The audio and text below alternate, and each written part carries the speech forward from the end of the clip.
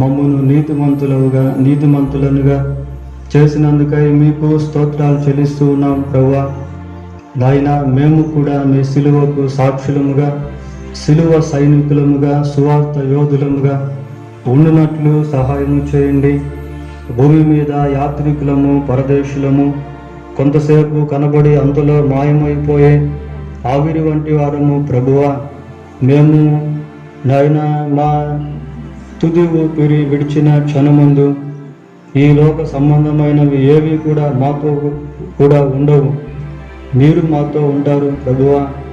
కనుక ఈ తాత్కాలికమైన జీవితంలో మంచి సాక్ష్యమును కలిగి, మీతో సత్సంబంధాన్ని కలిగి ప్రభువా, మీరు మాకిచ్చే ఈ కొద్దిపాటి సమయంలో కొన్ని ఆత్మలను మేము ప్రభువా రక్షించేటువంటి మీ యొక్క పనిలో అందరం కూడా ఉండుటకు సహాయం చేయండి ప్రభువా. మాకంటూ ఒక గురిని మీరు దయచేసి మేము కుడి ఎడమల వెనుకకు తిరగక ముందుకు సాగిపోయే వారముగా ఉండుటకు ప్రభువా మీరు సహాయం చేయండి ప్రభువా. మేము పనిచేసే స్థలాల్లో, మేము నివసించే ప్రాంతాల్లో ప్రభువా మీరేమై ఉన్నారో అనేది మా జీవితముల ద్వారా కనపడినట్లు మీరు సహాయము చేయండి ప్రభువా. ఒక నూతన ఆధ్యాత్మిక ఉద్యోగంతో ప్రభువా మమ్మల్ని మీరు నింపి మేము మండుచు ప్రకాశించేటువంటి వారముగా ఉండినట్లు దేవా మీరు మాకు సహాయము చేయండి. మా అంతరంగ పురుషుని యందు బలము దయచేసి ఆత్మ ద్వారా శారీరక క్రియలను జయించే వారముగా ఉండుటకు మా శరీరాలలో ప్రభువా మీ పరిశుద్ధాత్మ నివాసము కలిగి ప్రభువా తండ్రి మిమ్మును మేము మోసుకుని వెళ్ళేవారముగా ఉండునట్లు సహాయం చేయండి ప్రభువా.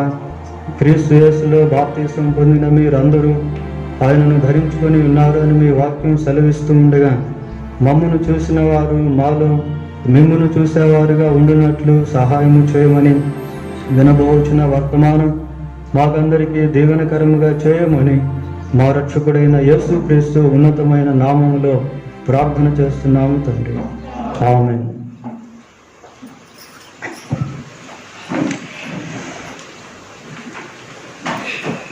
బైబిల్ గ్రంథంలో నుండి యోబు గ్రంథం 2వ అధ్యాయం, యోబు గ్రంథం 2వ అధ్యాయం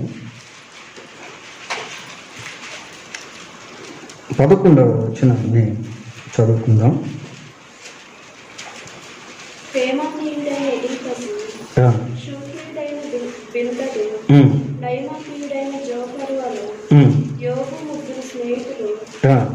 సంభవించిన ఆపదలన్నిటిని గురించి వినిన వారై అతనితో కలిసి దుఃఖించుటకును అతనిని ఓదార్చుటకును పోవదనని ఆలోచించుకొని తమ తమ స్థలమును విడిచి వచ్చిరి. చాలు.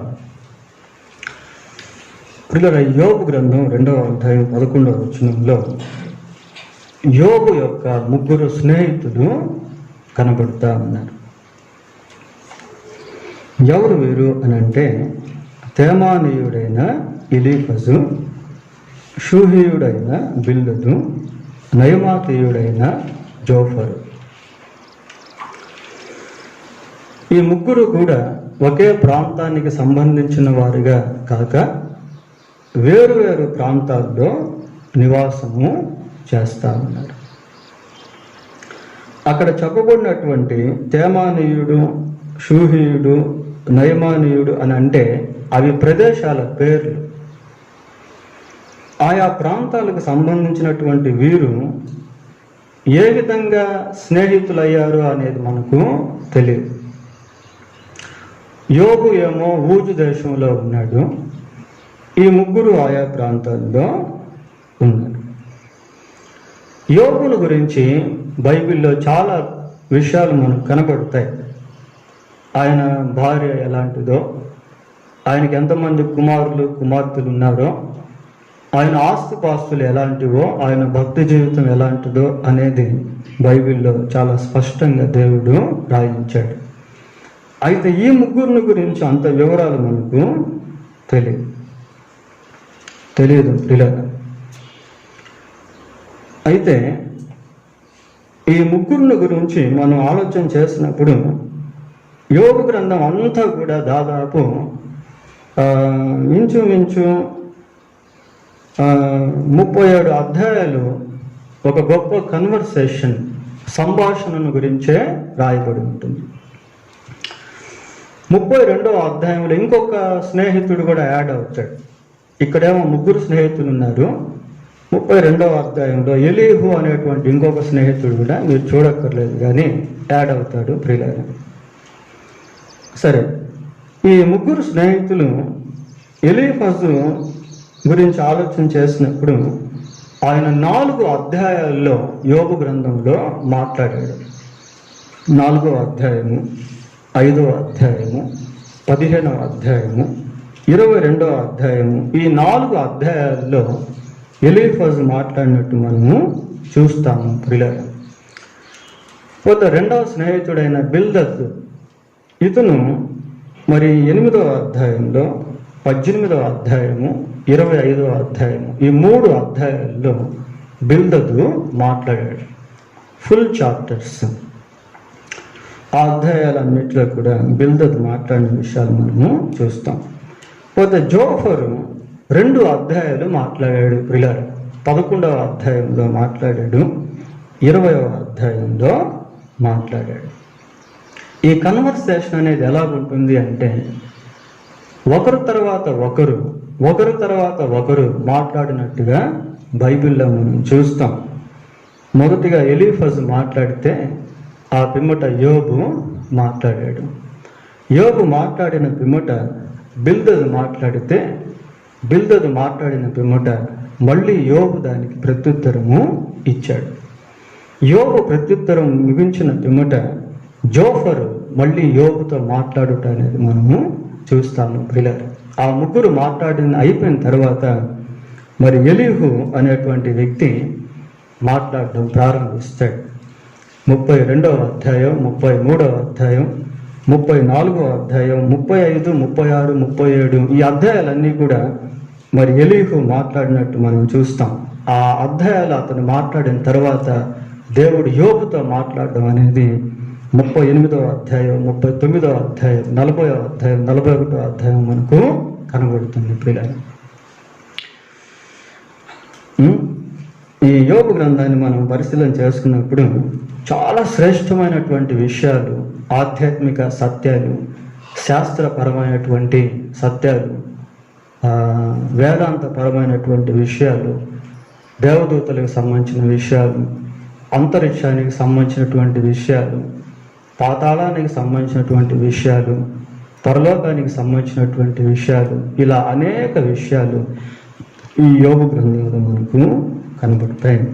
సరే, ఈరోజు ప్రత్యేకంగా ఈ ముగ్గురు స్నేహితుల్లో ఒకడైనటువంటి జోఫరును గురించి కొన్ని విషయాలు మనము ధ్యానం చేయబోతూ ఉన్నాం. జోఫరు అనేటువంటి యోబు యొక్క స్నేహితుని గురించి కొన్ని విషయాలు ఈ సమయంలో మనము ధ్యానం చేద్దాము ప్రియులారా. జోఫరు ఏ ప్రాంతానికి సంబంధించిన వ్యక్తిగా ఇక్కడ కనిపిస్తా ఉన్నాడు? నయమాతీయుడైన జోఫరు. ఈ నయమాతీయు అనేటువంటిది చాలా ప్రాచీన ప్రదేశం.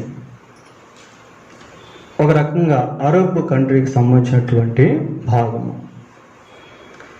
దీని గురించి యెహోషువ గ్రంథం 15వ అధ్యాయము 41వ వచనంలో ఒక మాట మనం చూస్తాం పిల్లలు. యెహోషువ గ్రంథం 15వ అధ్యాయము 41వ వచనాన్ని చదువుకుందాం.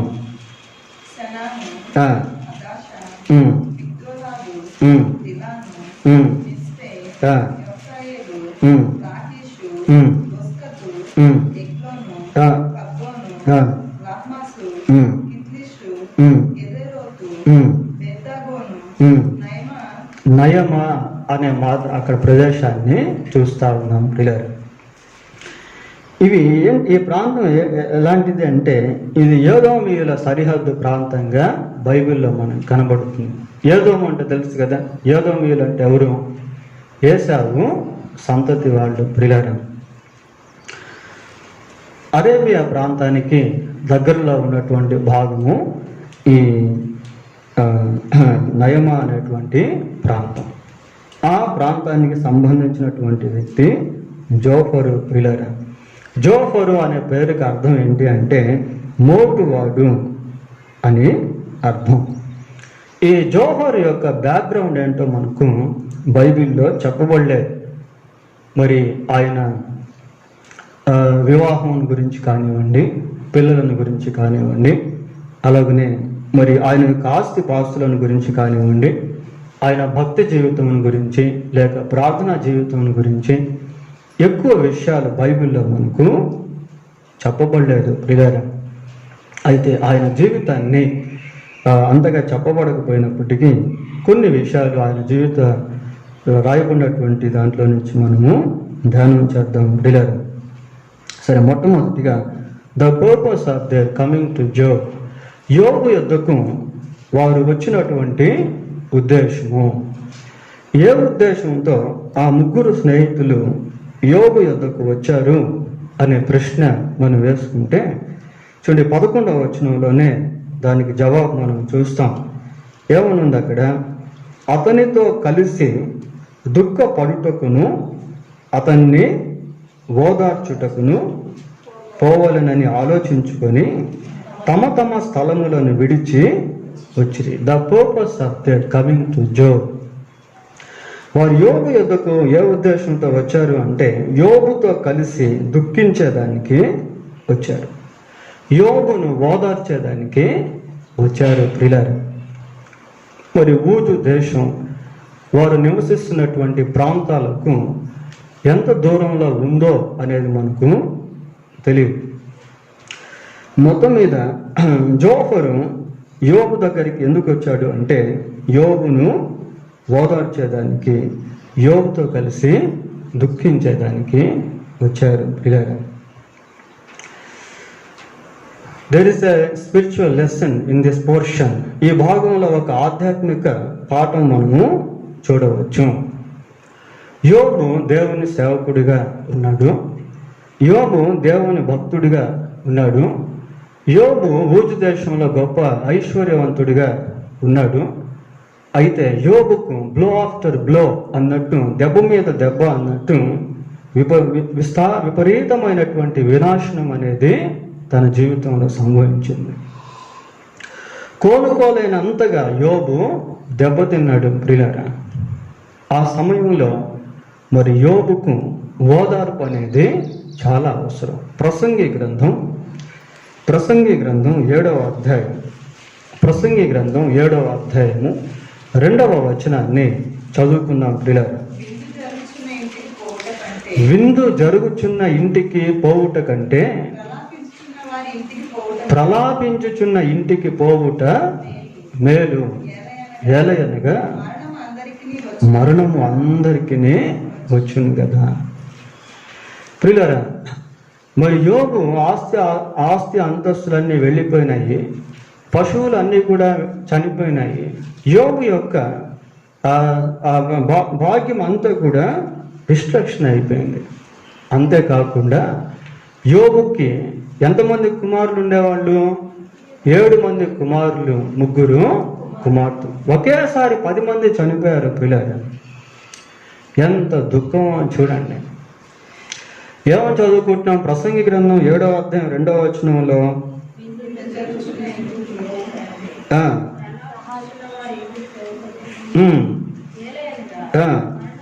మరణము అందరికీ వచ్చును. యోబు యొక్క ఇంట్లో ఒకేసారి 10 మంది మరణించినటువంటి సంఘటన జరిగింది పిల్లలు. 10 మంది ఒకేసారి చనిపోయి, అంత యవనస్తులే. ఆ 10 మంది యవనస్తులతో యోబు చాలా సంతోషించేవాడు. ఆ 10 మంది యవనస్తులను గురించి యోబు దేవుని సన్నిధిలో బలులు అర్పించేవాడు. అలాజాలంగా ఉంది వాళ్ళ కుటుంబం. ఇట్ బికేమ్ రాయల్ డైనాసిటీ, ఒక రాజవంశముగా అది ఉంది ప్రియులారా. అలాంటి కుటుంబంలో గొప్ప విపత్తు అనేది సంభవించింది. వాళ్ళు యోబును చూసేదానికి వచ్చినటువంటి సమయంలో యోబు యొక్క ఆకృతి ఎలాగుంది అంటే, ఆ 12వ వచనం చదవండి. యోబు గ్రంథం 2వ అధ్యాయం 12వ వచనం.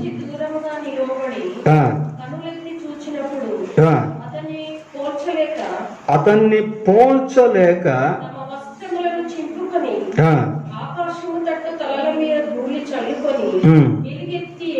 చాలు, పోల్చలేక అని. అంతకుముందు ఎన్నోసార్లు యోబును వాళ్ళు చూశారు. యోబు యొక్క ఐశ్వర్యం గురించి వాళ్ళకు తెలుసు, యోబు యొక్క పర్సనాలిటీ, వ్యక్తిత్వం గురించి వాళ్ళకు తెలుసు. ఇప్పుడు అతన్ని పోల్చలేక అంటే అంత దుర్భరమైనటువంటి స్థితిలోనికి యోబు వెళ్ళిపోయాడు. దాన్ని చూసి తట్టుకోలేకపోయారు ప్రియులారా. చాలా దుఃఖపడ్డారు, బాధపడ్డారు, ఏడ్చారు, ధూళిని తల మీద వేసుకున్నారు. 7 days రాత్రి మగళ్ళు 7 రోజులు అలాగే కూర్చొని ఉండిపోయారు. ఏం మాట్లాడలేదు యోబుతోటి, ఏం మాట్లాడలేదు ప్రియులారా. అలాగే వాళ్ళు ఉండిపోయారు. రోమాపత్రిక 12వ అధ్యాయం, రోమాపత్రిక 12వ అధ్యాయము 16వ వచనాన్ని చదువుతున్నాం. ఏడ్చువారితో ఏడుగుడి. ఈ ఎక్స్పీరియన్స్ అనేది చాలా ఇంపార్టెంట్ ప్రియులారా. ఒక స్పిరిచువల్ పర్సన్, ఆత్మీయ జీవితం జీవించే వ్యక్తికి ఈ అనుభవం అనేది చాలా ఇంపార్టెంట్. ఈ మనస్సు ఎలాంటిది అంటే ఇది దైవిక సంబంధమైనటువంటి మనస్సు. లాజరు చనిపోయినప్పుడు యేసుక్రీస్తు ప్రభువు కన్నీరు విడిచాడు.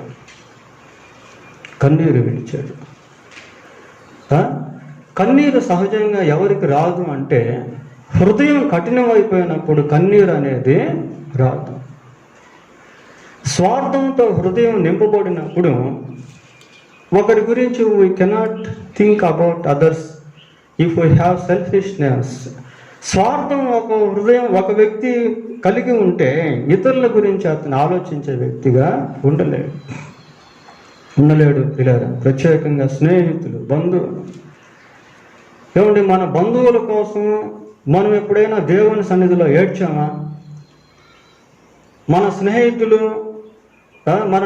మన రక్త సంబంధికులు, ఈవెన్ అవర్ ఓన్ ఫ్యామిలీ, మన సొంత కుటుంబాల కొరకు దేవుని సన్నిధిలో ఏడ్చిన అనుభవాలు మనకున్నాయా? వాళ్ళ యొక్క దుర్భరమైన స్థితిని బట్టి, వాళ్ళ జీవితాలు అనుభవిస్తున్నటువంటి శాపాన్ని బట్టి, వాళ్ళ కుటుంబాల్లో సైతాను తీసుకొచ్చినటువంటి విపత్తులను బట్టి, వాళ్ళ ఆత్మకు ఇంకా రక్షణ రాలేదు, ఆ స్థితిని బట్టి we have that kind of experience to వాళ్ళ గురించి విలపించేటువంటి ఆ అనుభవం మనకు ఉందా? ప్రియులారా, ఇది చాలా ప్రాముఖ్యమైనది. దేవుని సన్నిధిలో మన కుటుంబాలను గురించి విలపించడం, మన స్నేహితులను గురించి విలపించడం, మీ అన్న, మీ తమ్ముడు, మీ అక్క, లేక మీ చెల్లెలు, లేక నీ భర్త, లేక నీ కుమారుడు, లేక నీ కుమార్తె దేవుని రాజ్యంకి వెళ్లకుండా నరకానికి వెళ్తూ ఉన్నటువంటి స్థితిలో ఉన్నట్లయితే నీ హృదయం ఎంతో భారంతో నింపబడాలి. నీవు వారి కోసం ఏడ్చేటువంటి వ్యక్తివిగా ఉండాలి. ఇర్మియా అన్నాడు ప్రియులారా, ఏమన్నాడు అంటే, ఇర్మియా ఏమని చెప్పాడు అంటే, హతమైన నా జనులను గూర్చి దివారాత్రం నేను కన్నీరు కార్చినట్లు నా తల జలమయముగాను, నా కన్నులు కన్నీటి ఊటగాను ఉండునుగాక. చూడండి ఎట్లాంటి ప్రేయర్ అది. మనం అటువంటి దృక్పథాన్ని కలిగి ఉండాలి ప్రియులారా. అనవసరమైనటువంటి వాటిని మనసులో పెట్టుకొని, మైండ్లోకి ఎక్కించుకొని, we should not corrupt our minds by accepting stuff.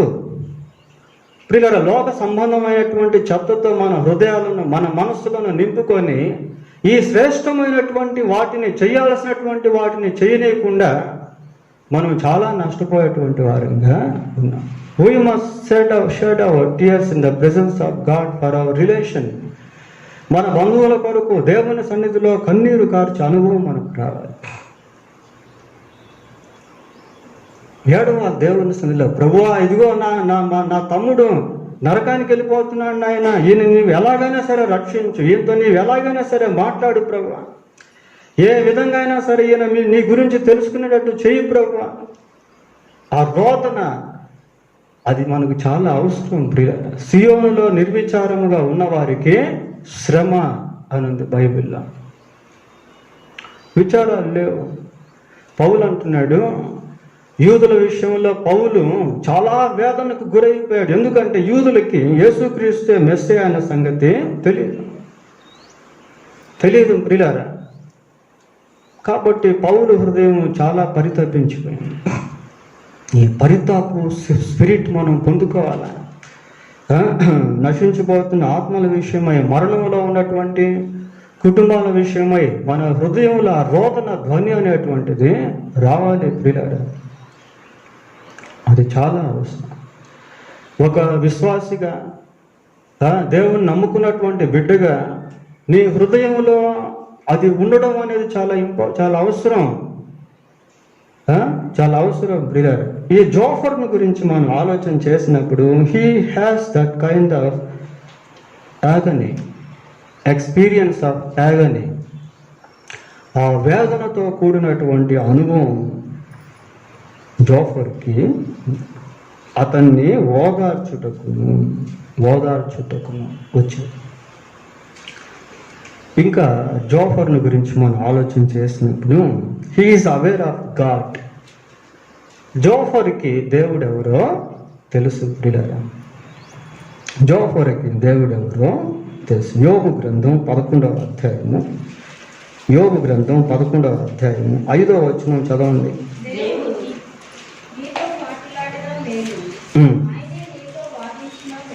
ఈ మాటలు ఎవరు చెప్తున్నారు అంటే జోఫరు చెప్తున్నాడు. మొదటి వచనం చూడండి. అప్పుడు నయమాతీయుడైన జోఫర్ ఇలాగున ప్రత్యుత్తరం ఇచ్చాను. దేవుని గురించి జోఫర్ ఇక్కడ మాట్లాడుతూ ఉన్నాడు. He is aware of God, he knows who is God. దేవుని గురించినటువంటి అవగాహన జోఫరు కలిగి ఉన్నాడు. పిల్లల, దేవుని గురించి ఎరుగుట అనేది ఆశీర్వాదాలకు, విడుదలకు ఒక తాళపు చెవి లాంటిది. ఏ వ్యక్తి అయితే దేవుని గురించి ఎరుగుతాడో, తెలుసుకుంటాడో, ఆ వ్యక్తి సైతాను యొక్క వలలో నుండి బయటకు వచ్చేస్తాడు. ఏ వ్యక్తి అయితే పరిశుద్ధ దేవుని గురించి తెలుసుకుంటుందో ఆ వ్యక్తి పాపములో నుండి బయటకు వచ్చేస్తాడు పిల్లలు. యోహాను సువార్త 4వ అధ్యాయం. ఇక్కడ ఒక మంచి మాట యేసుక్రీస్తు ప్రభు చెప్పడం మనం వింటాం పిల్లలు. 4వ అధ్యాయం 10వ వచనం.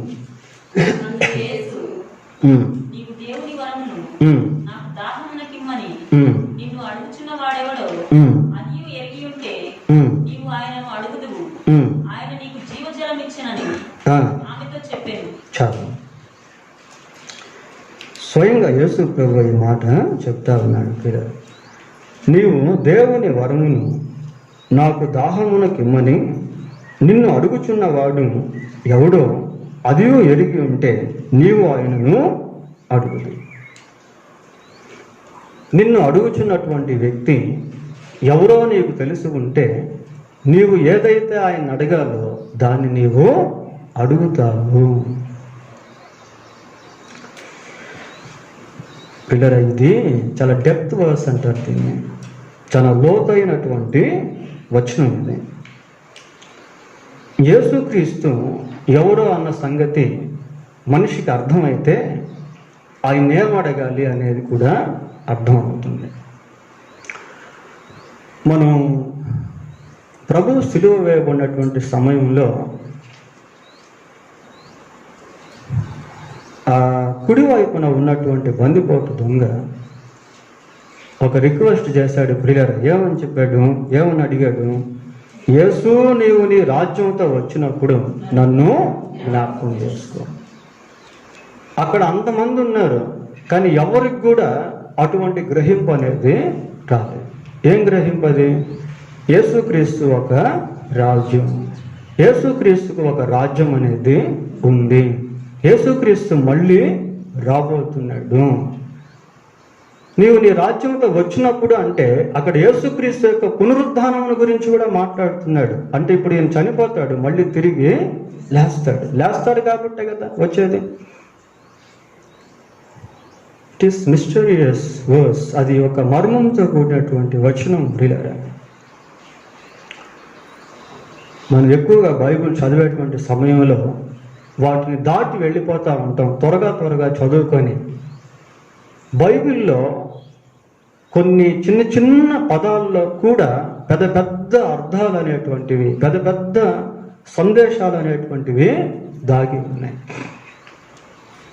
దేవుడు లోకమును ఎంతో ప్రేమించింది కాదు, తన అద్వితీయ కుమారునిగా పుట్టిన వాని ముందు విశ్వాసం ఉంచు ప్రతివాడు నశింపక నిత్య జీవం పొందినట్లు ఆయన్ను.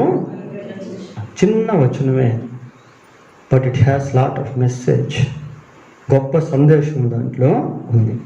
పిల్లల, యేసుక్రీస్తు ఎవరో అన్న సంగతి ఆ బందిపోటు దొంగకు అర్థం అవ్వటం వలన కరెక్ట్గా ప్రార్థన చేశాడు. ప్రియులరా, ఇంకేం అడగల, నన్ను ఇదిగో సిలువ నుంచి కిందకి దించేసి, ఇంకేం అడగల. భౌతిక సంబంధమైనటువంటి దాని గురించి ప్రార్థన చేయటం లేదు. ఆయన దేని గురించి ప్రార్థన చేస్తున్నాడు అంటే ఆత్మ సంబంధమైనటువంటి వాటిని గురించి ప్రార్థన చేస్తున్నాడు. ఆత్మ సంబంధమైనటువంటి వాటిని గురించి ప్రార్థన చేస్తున్నాడు ప్రియులారా. కనుక దేవుడు ఎవరో అనేటువంటి సత్యం అర్థమైనప్పుడు ఆయన ఏం అడగాలో అనేటువంటిది కూడా మనకు అర్థమవుతుంది. ఆయన మనం ఏం అడగాలి అనేటువంటిది మనకు అర్థమైతే మన అవసరతలకు ఆయన ఇచ్చేటువంటి వాటిని మనం పొందుకునేటువంటి వారిగా ఉంటాము పిల్లలు. ఆయన దగ్గర ఏముంది, ఏ విషయాల్లో ఆయన మనకు ఎటువంటి సహాయం చేయగలుగుతాడు, ఏ విధంగా మన అవసరతలు తీర్చగలుగుతాడు, వీటన్నిటిని కూడా దేవుడు ఎవరో అన్న సత్యం మనకు అర్థమైనప్పుడు మనం అడిగి పొందుకునేటువంటి వారిగా ఉంటాం. ఆయన యొక్క ఐశ్వర్యంలో నుంచి మన అవసరతలు తీర్చబడేటువంటివిగా ఉంటాయి పిల్లలు. We should take every need to our Savior. మన రక్షకుని వద్దకు ప్రతి అవసరతను మనం తీసుకునేటటువంటి వారిగా ఉండాలి. తర్వాత జోఫరుని గురించి ఆలోచన చేసినప్పుడు ఈ జోఫరు యోబుకు ఏ విధంగా రిలేషన్షిప్ కలిగి ఉన్నాడు? స్నేహితుడిగా పిలువబడుతున్నాడు పిల్లలు. He is a good friend to Job. In the same time he has a good friend the Job.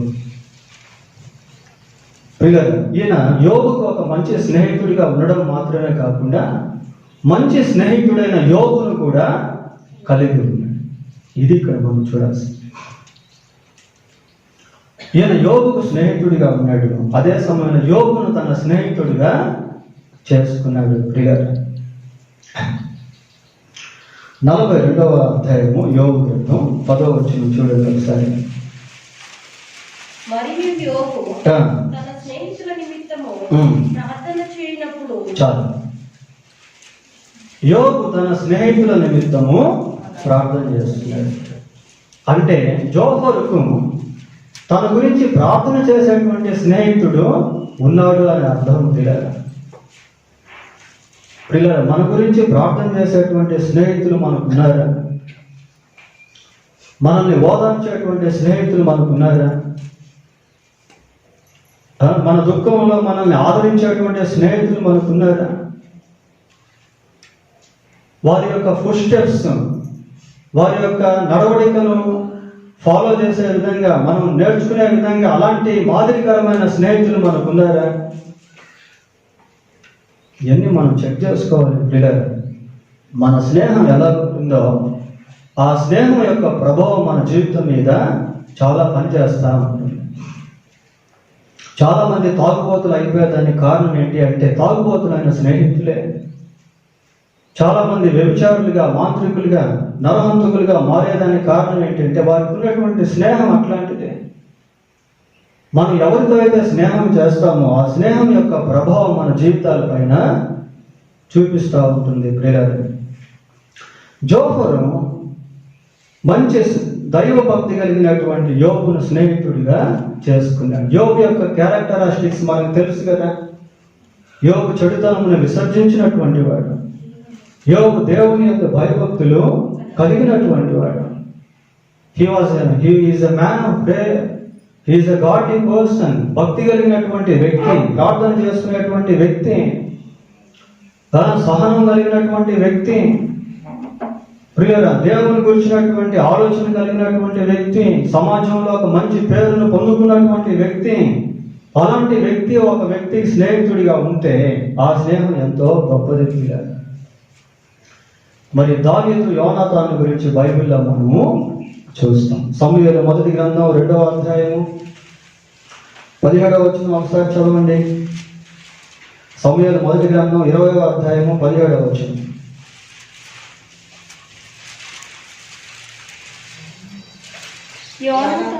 యోనాతాను దావీదును తన ప్రాణ స్నేహితునిగా ప్రేమించను కనుక. ప్రియులారా, ఇక్కడ యోనాతాను దావీదుకి ఎలాగున్నాడు? ప్రాణ స్నేహితుడిగా. ఇద్దరికి అలాగే.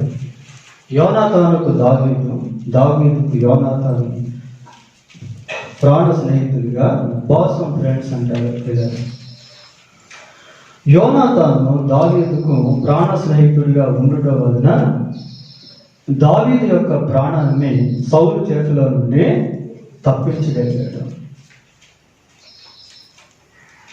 బైబిల్ మనం చదువుకుంటే యోనాతాను సౌలుకి ఏమవుతాడు? కుమారుడు అవుతాడు. దావీదు కంటే సౌలును మనుషులు తగ్గించి మాట్లాడుతూ ఉన్నారు. సౌలు కంటే దావీదును మనుషులు హెచ్చిస్తూ ఉన్నారు. అయినప్పటికీ కూడా యోనాతాను దావీదును ప్రేమించాడు. ఎందుకంటే దావీదు యోనాతానుకు ప్రాణ స్నేహితుడు. అలాంటి స్నేహితులు కావాలి. అలాంటి స్నేహాన్ని మనం సంపాదించుకోవాలి. నీ కొరకు ప్రార్థన చేసేటువంటి స్నేహితురాలు, నీ కొరకు ప్రార్థన చేసేటువంటి ఒక స్నేహితుడు, నీ మేలు కోరుకునేటువంటి ఒక స్నేహితుడు, నీ కుటుంబాన్ని కట్టేటువంటి ఒక స్నేహితురాలు. You need such kind of fellowship to build your family life, to build your personal relationship with God. దేవునితో నీ ఒక వ్యక్తిగత సంబంధాన్ని సమకూర్చుకునేదానికి, నీ యొక్క కుటుంబ జీవితాన్ని చక్కగా కట్టుకునేదానికి నీకు అలాంటి స్నేహితులు కావాలి. నీకు సదాలోచనలు ఇచ్చేటువంటి స్నేహితులు కావాలి. పిల్లలు, అంతేగాక దావీదుకి యూదా పెద్దలు కూడా స్నేహితులుగా ఉండేవాళ్ళు. చూడండి, సమూయేలు మొదటి గ్రంథం 30వ అధ్యాయము 26వ వచనం చదువుకుందాం. దావీదు సిక్లగునకు వచ్చినప్పుడు దోపుడు సొమ్ములో కొంతమంది స్నేహితులైన యూదా పెద్దలకు ఏర్పరచి యెహోవా శత్రువులు. చాలు. యూదా పెద్దల్లో కొంతమంది దావీదుకు స్నేహితులుగా ఉన్నారు. ప్రియులారా, కాబట్టి దావీదు ఏం చేశాడంటే తనకు దొరికినటువంటి ఆ సొమ్ములో కొంత వారికి ఇచ్చాడు.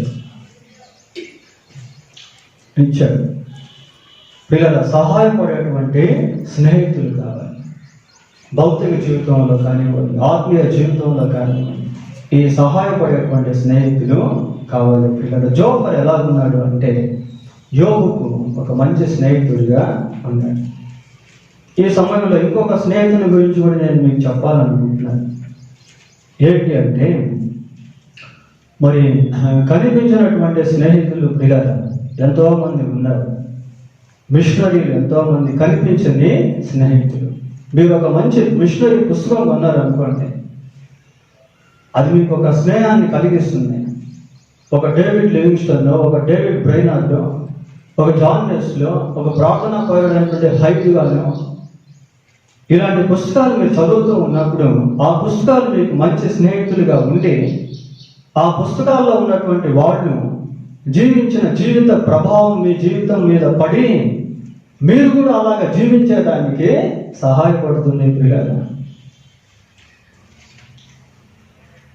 అర్థమవుతుంది అని చెప్పేది. Missionary, we must read the missionaries biographies. Missionary జీవిత చరిత్రలు మనం చదివినప్పుడు వారి జీవిత ప్రభావం మన మీద పడి మనం కూడా మిషనరీలుగా మారేదానికి అవకాశం ఉంటుంది. సైలెంట్ ఫీచర్స్ అంటారు వాటిని. We must utilize that kind of opportunities that God has laid before us. దేవుడు మన ఎదుట ఉంచినటువంటి ఈ అవకాశాలను మనం సద్వినియోగం చేసుకోవాలి. ఈ రోజుల్లో మనకు మిషనరీ పుస్తకాలు చదివేటువంటి సమయం మనకు లేదు పిల్లలు. We have no enough time even to read the Bible today. కానీ ఈ రోజుల్లో మనకు బైబుల్ చదివేటువంటి సమయం కూడా మనకు ఉండటం లేదు. నువ్వు బైబుల్ చదువుతా ఉంటే ఇలాంటి స్నేహితులు చాలా మంది నీకు పరిచయం అవుతారు. దావీదు పరిచయం అవుతాడు. దేవునికి స్నేహితుడిగా పిలువబడినటువంటి అబ్రహాము నీకు పరిచయం అవుతాడు. పిల్లలు, మనం ఇలాంటి స్నేహితుల్ని కలిగి ఉండాలి. తర్వాత జోఫర్ గురించి ఆలోచన చేసినప్పుడు జోఫరు దేవుని గురించి మాట్లాడినటువంటి వ్యక్తిగా ఉన్నాడు. చూడండి, యోబు గ్రంథం 11వ అధ్యాయము ఏం మాట్లాడాడో విందాం. యోబు గ్రంథం 11వ అధ్యాయము 7వ వచనాన్ని చదువుకున్నాం. దేవుని గూఢాంశములను నీవు తెలుసుకొనగలవా? సర్వశక్తుడవు దేవుని గూర్చి నీకు పరిపూర్ణ జ్ఞానము కలుగునా? దేవుడు ఎలాంటి వాడు అని జోఫరు చెప్తా ఉన్నాడు. సర్వశక్తుడు అని చెప్తా ఉన్నాడు. దేవుని గూఢాంశములను గురించి జోఫరు మాట్లాడుతూ ఉన్నాడు. దేవుని యొక్క పరిపూర్ణ జ్ఞానమును గురించి వర్ణిస్తూ ఉన్నాడు. ఆయన పరిపూర్ణ జ్ఞానం ఎలాంటిదట? 8వ వచనం కూడా చదవండి. అది ఆకాశ వీధి అంత ఉన్నతమైనది. నీవేమి చేయుదువు? పాతాళము కంటే లోతుగా ఉన్నది. నీవేమి ఎరుగుదువు? దాని పరిమాణము భూమి కంటే అధికమైనది. దాని వెడల్పు సముద్రము కంటే అధిక. దేవుని పరిపూర్ణ జ్ఞానమును గురించి జోఫరు వర్ణిస్తా ఉన్నాడు. ఈ వర్ణన అనేది మన జీవితంలో ఎప్పుడు కలుగుతుంది అంటే, దేవుని వాక్యాన్ని పలుసార్లు మనం ధ్యానం చేస్తా ఉన్నప్పుడు, దేవునితో సన్నిహిత సంబంధాన్ని కలిగి ఉంటూ ఉన్నప్పుడు, దేవునితో మనం మాట్లాడే కొలది, దేవుడు మనతో మాట్లాడే కొలది ఆయనను వర్ణించేటువంటి జ్ఞానం మనకు కలుగుతుంది. వర్ణించడం అంటే ఏదో కవిత్వం కాదు, పొయిట్రీ కాదండి. లేదు ఉన్నట్టుగా ఉన్నది లేనట్టుగా కలిపేసి తారుమారు చేసేసి వర్ణించడం అనేది కాదు. దేవుని యొక్క ఔన్నత్యం it is beyond our imagination. దేవుని యొక్క ఔన్నత్యం ఎలాంటిది అంటే అది మన ఊహకు అతీతమైనటువంటి. దేవుణ్ణి పూర్తిగా ఎవరు కూడా వర్ణించలేరు. ఆయన అగోచరుడు. యోబు గ్రంథంలో మనం చూస్తాం, దేవుని యొక్క ఔన్నత్యం గురించి మాట్లాడుతూ కనుక ఒక స్టేట్మెంట్, నిన్ను గురించి తెలిసిందంతా కూడా ఇప్పటి వరకు గుసగుస అంటాడు. పిల్లలు కొంచెమే, బహు కొంచెమే అన్నట్టుగా అంటే జోఫరు దేవుని గురించినటువంటి మాటలు మాట్లాడుతూ ఉన్నాడు. దేవుడు ఎవరు అంటే ఆయన సర్వశక్తిమంతుడు అని అంటున్నాడు.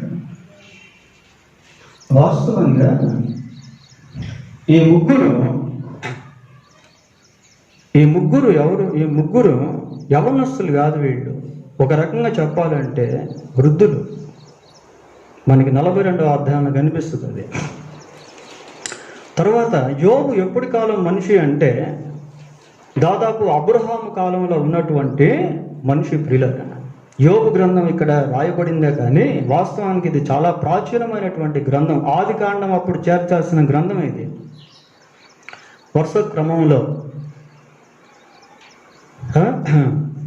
మరి అప్పుడే జోఫరు దేవుని గురించి ఏమంటున్నాడంటే సర్వశక్తిమంతుడు అని అంటున్నాడు. దేవుడు అబ్రహాముతో తన్ను తాను పరిచయం చేసుకునేటువంటి సమయంలో ఈ పదాన్ని వాడాడు. ఆదికాండం 17వ అధ్యాయం మొదటి వచనం ఏమనుంది? ఆదికాండం 17వ అధ్యాయం మొదటి వచనం, అబ్రాము 99 ఏళ్ల వాడైనప్పుడు యెహోవా అతనికి ప్రత్యక్షమై, నేను సర్వశక్తి గల దేవుడు, నేను సర్వశక్తి గల దేవుడు. దేవుడు తన గురించి తాను అబ్రహాముతో పరిచయం చేసుకునేటువంటి సమయంలో ఈ విషయాన్ని మాట్లాడాడు. పోతే జోఫర్ గురించి చివరిగా ఇంకొక విషయాన్ని కూడా మనము తెలుసుకుందాం. జోఫర్ ఎలాంటి వాడు అంటే, చూడు, యోబు గ్రంథం 42వ అధ్యాయం, ఇది కూడా చాలా ప్రాముఖ్యమైనది.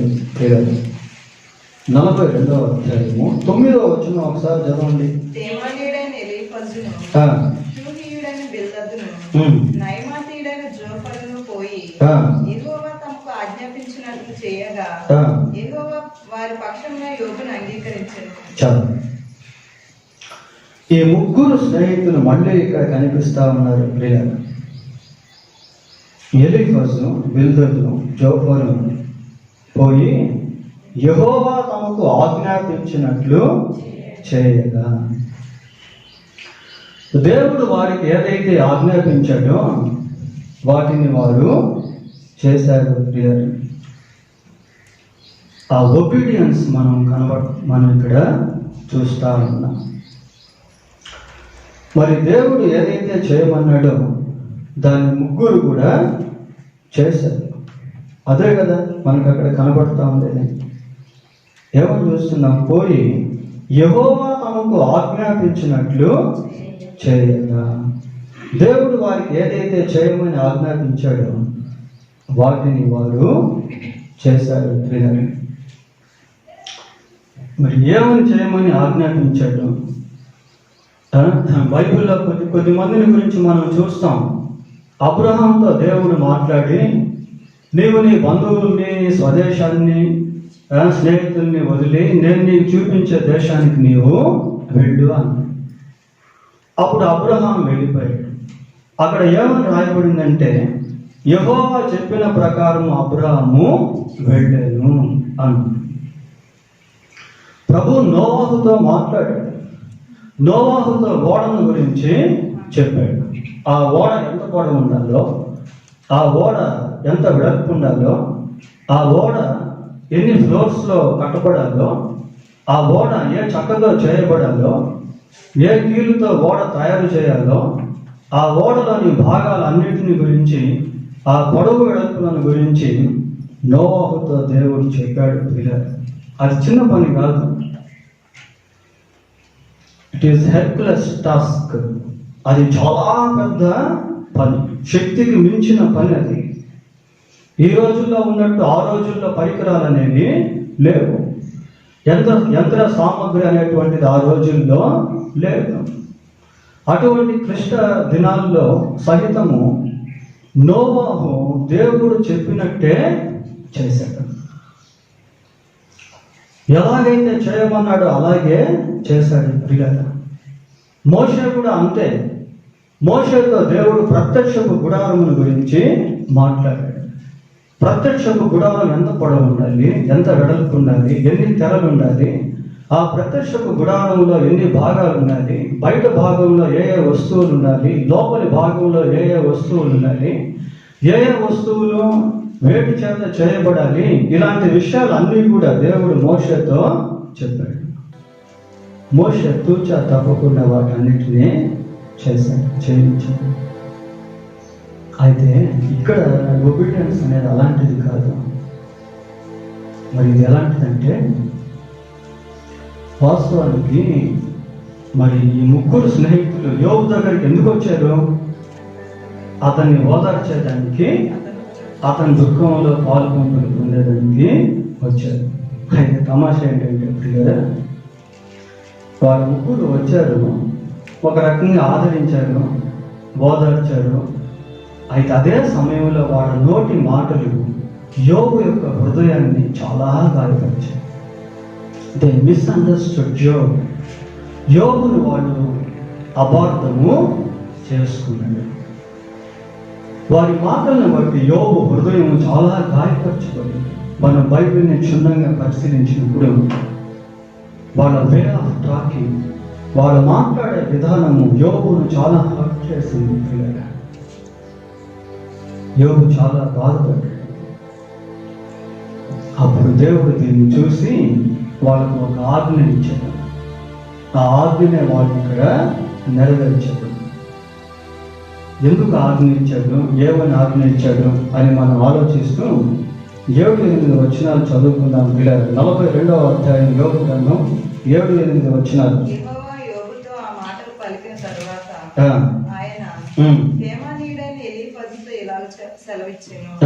నా సేవకుడైన యోబు పలికినట్లు మీరు నన్ను గూర్చి యుక్తమైనది పలుకలేదు గనుక నా కోపము నీ మీదను నీ ఇద్దరు స్నేహితుల మీదను మండుచున్నది.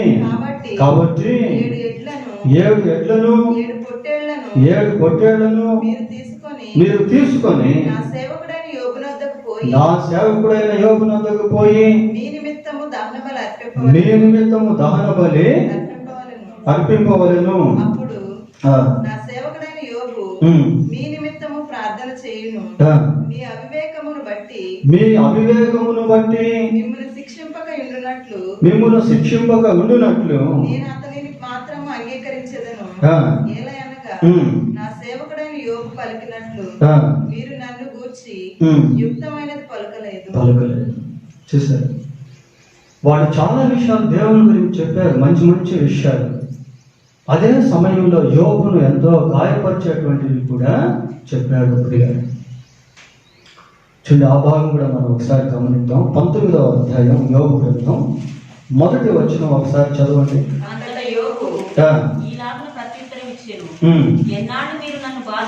ఎన్నాళ్ళు మీరు నన్ను బాధింతురు,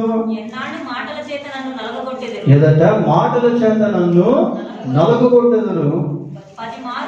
10 మార్లు మీరు నన్ను నిందించి 10 సార్లు మీరు నన్ను నిందించారు. సిగ్గులేక మీరు నన్ను బాధించెదరు. నేను తప్పు చేసిన ఎడల నా తప్పు నా మీదకే వచ్చును కదా. చాలు. ఎన్నాళ్ళు మాటల చేత నన్ను నలుగుకుంటున్నారు, 10 మార్లు మీరు నన్ను నిందించితిరి. చూడండి ప్రియులు, ఆ కన్వర్సేషన్లో, సంభాషణలో వాళ్ళు అనేక మంచి విషయాలు కూడా చెప్పారు. అదే సమయంలో యోబు మీద నేరారోపణ చేసేటువంటి మాటలు మాట్లాడారు. కాబట్టి దేవుడు మరి దేవుని గురించిన యోగ్యమైనటువంటి వాటిని కూడా కొన్ని వారు చెప్పలేకపోయిన సందర్భంగా యుక్తమైన చెప్పకపోవడం వల్ల, చెప్పనందువల్ల ఒక ఆజ్ఞ వాళ్ళకు ఇచ్చాడు. 7 ఎడ్లను 7 పొట్టేళ్లను మీరు తీసుకొని నా సేవకుడైన యోబునొద్దకు పోయి మీ నిమిత్తం దహన బలి అర్పించండి అని చెప్పిన దానిని వాళ్ళు చేశారు ప్రియులారా. అదే మనం 9వ వచనంలో ఇందాక చదువుకుందాం. యెహోవా తమకు ఆజ్ఞాపించినట్లు చేయగా. ఇక్కడ మనం ఒక పాఠం నేర్చుకోవాలి. ఒక రకంగా దీన్ని మనం కొంచెం ఈ వచనాన్ని మార్చి చదువుకున్నట్లయితే, లేక మార్చి మాట్లాడుకున్నట్లయితే, యెహోవా తమకు ఆజ్ఞాపించినట్లు చేయగా అనేది కాకుండా యెహోవా తమను గద్దించిన ప్రకారం వాళ్ళు చేశారు. వీళ్ళ దేవుని యొక్క ఆజ్ఞను లేక గద్దింపును తీసుకునేటువంటి వారంగా ఉండాలి. దేవుడు వారితో మాట్లాడాడు. ఏమని మాట్లాడాడు వాళ్ళతోటి? వారి మీద మండిపడినట్టుగా మనం చూస్తూ ఉన్నాము. దేవుని ఆజ్ఞ ప్రకారమే అనేది కాకుండా దేవుని గద్దింపుకు వాడు లోపడ్డారు. వాడు దాన్ని చేశారు. ఏమండి, గద్దింపును మనం తీసుకోవాలి. We have to receive the rebuking of God. దేవుని గద్దింపును కూడా మనము తీసుకోవాలి. ఎప్పుడు దేవుడు గద్దిస్తాడు అంటే మన జీవితంలో ఎక్కడైనా కాని పనులు చేసినప్పుడు, ఎక్కడైనా ప్రభువుకు విరోధంగా జీవించినప్పుడు గాడ్ విల్ రెబ్యూక్ us. దేవుడు మనల్ని గద్దిస్తాడు. అది మనకు మంచిదే. గద్దింపు అనేది లేకపోతే you cannot be corrected yourself if there is no the rebuking of God.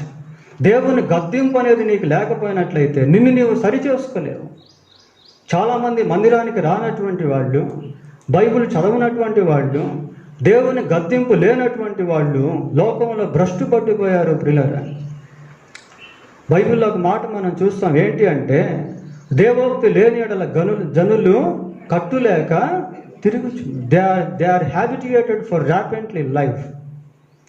వాళ్ళు విచ్చలవిడి జీవితానికి అలవాటు చేయబడ్డారు. We need to receive the rebuking of God. దేవుని యొక్క గద్దింపును మనము తీసుకోవాలి. గద్దింపు మనకు అవసరం. ఏ విషయాల్లో దేవుడు ఎలాగ గద్దిస్తున్నాడో, ఆయన సేవకుల ద్వారా అయితేనేమి, ఆయన వాక్యం ద్వారా అయితేనేమి, లేక నీకు ఏదైనా జబ్బు తీసుకొచ్చి, లేక ఒక రోగాన్ని అనుమతించి, లేక ఒక ప్రతికూలమైన పరిస్థితిని నీ జీవితం అనుమతించి, దాన్ని బట్టి దేవుడు నిన్ను గద్దిస్తూ ఉన్నట్లయితే, దాని గురించిన అవగాహన నీకు కలిగి ఉన్నట్లయితే, you have to correct your self. ఇప్పుడు దహన బలి అర్పించాల్సిన పని లేదు ప్రియులారా. ఎందుకు అంటే దేవుడే మన కొరకు బలి పశువుగా మారిపోయాడు. ఇప్పుడు మనం చేయాల్సింది ఏంటి అంటే ఆ చేసిన తప్పును ఒప్పుకుంటే చాలు. ఆ ముగ్గురు స్నేహితులు దహన బలి అర్పించారు. ఇప్పుడు అర్పించాల్సిన పని లేదు. ఇప్పుడు ఒప్పుకుంటే దేవుడు క్షమిస్తాడు. కనుక జోఫర్ జీవితంలో నుంచి ఒక 5 విషయాలు మనము నేర్చుకున్నాం ప్రియులారా. దేవుడు మనల్ని గద్దించినప్పుడు దానికి మనం విధేయత చూపించాలి. After obedience, the plan that God has for us will be fulfilled.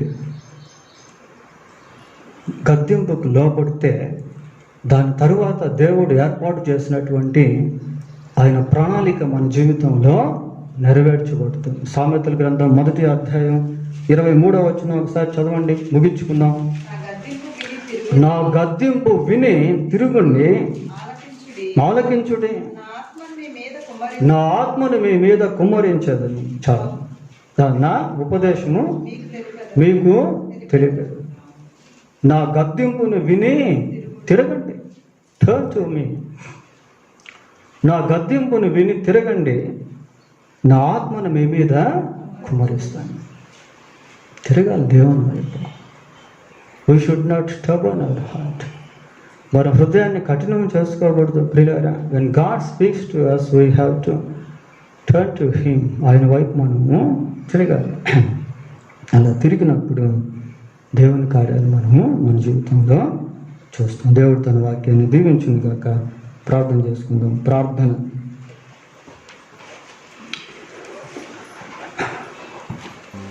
చేసుకుందాం.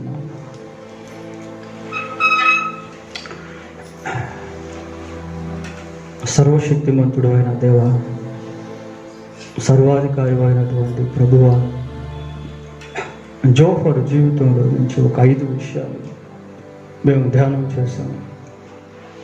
ప్రభువా, ఈ సందేశం మా జీవితానికి ఆశీర్వాదకరంగా ఉండునట్లు సహాయం చేయండి. ప్రభువా నాయన, దయగలిగిన మా ప్రభువా, దుఃఖంలో ఉన్న వారి కొరకు, దుఃఖపడే వారముగా, నశించిపోతున్న లోకం కొరకై, మా కుటుంబాల కొరకై, బంధువుల కొరకై, స్నేహితుల కొరకై మీ సన్నిధిలో కన్నీరు కార్చేవారముగా ఉండుటకు, విలపించేటువంటి వారముగా ఉండుటకు మాకు సహాయం చేయమని వేడుకుంటున్నాము ప్రభువా. మా తల జలమయం కాదు, మా కన్నులు కన్నీటి ఊటగాను చేయమని మీ సన్నిధిలో ప్రార్థిస్తూ ఉన్నాము ప్రభువా. మీ కన్నులతో లోకాన్ని మేము చూసేవారంగా ఉండుటకు నాయనా మీరు కనికరించి దయతో సహాయం చేయండి.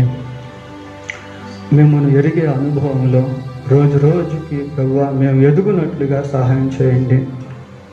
మీరేమి ఇస్తారో, మీరేమై ఉన్నారో, మీ వద్ద మాకు ఏదైతే ఉన్నదో దాని గురించినటువంటి గ్రహింపు మేము కలిగి వాటిని పొందుకునే వారంగా ఉండటకు సహాయం చేయండి ప్రభువా. మీ దగ్గర పాప క్షమాపణ ఉంది, పాపం మీద జయం ఉంది, మీ దగ్గర దీవెన ఉంది ప్రభువా. మీ దగ్గర ఆశీర్వాదం ఉంది, నెమ్మది ఉంది ప్రభువా. శాంతి సమాధానాలు మీ దగ్గరే ఉన్నాయి ప్రభువా. నాయన మా జీవితంలో గ్రహింపు కలిగి వాటిని పొందుకునే వారంగా ఉండుటకు సహాయం చేయండి ప్రభువా. మేము మంచి స్నేహితులను, మా కొరకై ప్రార్థన చేసేటువంటి, మమ్మల్ని బలపరిచేటువంటి, ధైర్యపరిచేటువంటి, ఆదరించేటువంటి స్నేహితులను ప్రభువా మేము కలిగి ఉండుటకు, ఆ రీతిగా వారి పట్ల మేము కూడా ఉండుటకు సహాయం చేయండి మా ప్రభువా. ఆయన మిమ్మల్ని గురించి ప్రకటించే వారంగా ఉండుటకు సహాయం చేయండి. మీ వాక్యం మా చేతికి ఇవ్వబడింది మా ప్రభువా. ఈ వాక్యంలో ఉన్నటువంటి మిమ్మల్ని ప్రభువా మేము గ్రహిస్తూ మిమ్మల్ని గురించి అనేకులకు ప్రకటించే వారంగా ఉండుటకు నీవు సర్వశక్తిమంతుడు అయిన దేవుడు అని ప్రభువా మేము చాటించే వారంగా ఉండుటకు, మీరు సర్వలోకంలో శాంతికరమై ఉన్నారని మేము చాటించే వారంగా ఉండుటకు ప్రభువా మీరు సహాయం చేయండి. మేము ప్రభువా పొరపాటు చేసినప్పుడు, తప్పులు చేసినప్పుడు మీరు మమ్మల్ని గద్దిస్తూ ఉండగా గద్దింపును మేము తీసుకునే వారంగా చేయండి ప్రభువా. ఏ విషయంలో మేము ఏదైతే సరి చేసుకోవాలని మీరు మాతో మాట్లాడుతారో దాన్ని మేము సరి చేసుకునే వారంగా ఉండుటకు సహాయం చేయండి. మీ ద్వారా సరిచేయబడి దేవా తండ్రి నాయన మీతో సమాధానం కలిగి ఉండుటకు కృపద ఇచ్చేయండి ప్రభువా. మీ గద్దింపును సంతోషంతో స్వీకరించే వారంగా ఉండుటకు మీరే కనికరించి సహాయం చేయమని మా రక్షకుడైన యేసుక్రీస్తు పరిశుద్ధమైన నామంలో ప్రార్థన చేస్తున్నాము తండ్రి. ఆమేన్.